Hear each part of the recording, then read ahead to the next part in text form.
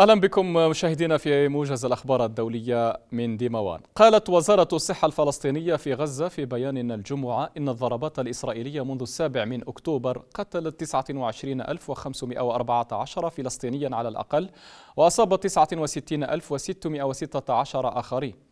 وأوضحت الوزارة في بيانها أن قوات الاحتلال الإسرائيلي ارتكبت 10 مجازر ضد العائلات في قطاع غزة راح ضحيتها 104 شهداء و160 إصابة خلال الساعات 24 الماضية.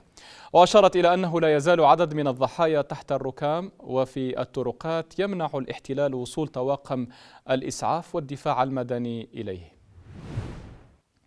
استهدفت جماعة أنصار الله الحوثيين أمس الخميس في 3 عمليات منفصلة سفينة تجارية بريطانية وبوارج تابعة لقوى غربية قبالة سواحل اليمن، إضافة إلى مدينة إيلات جنوبي إسرائيل.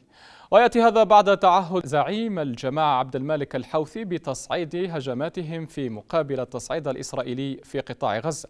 وجاء في بيان للمتحدث العسكري باسم الحوثيين يحيى سريع أن القوات المسلحة للجماعة نفذت 3 عمليات عسكرية متمثلة في إطلاق عدد من الصواريخ الباليستية والطائرات المسيرة على أهداف للعدو الصهيوني، وأيضا استهداف مدمرة أمريكية في البحر الأحمر.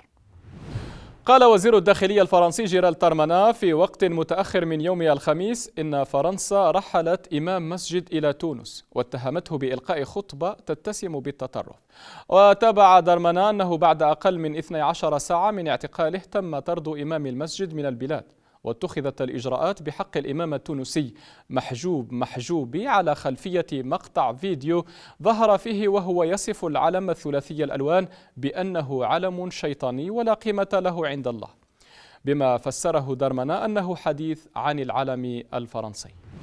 من المقرر أن تعلن الولايات المتحدة اليوم الجمعة عقوبات على مئات الكيانات المرتبطة بالحرب الروسية في أوكرانيا، وتحل السبت الذكرى الثانية لهذه الحرب التي فرضت بسببها واشنطن وحلفائها الغربيون العديد من العقوبات المكثفة على روسيا، واستهدفت مجالات مختلفة بينها قطاع الصناعات الدفاعية وقطاع الطاقة.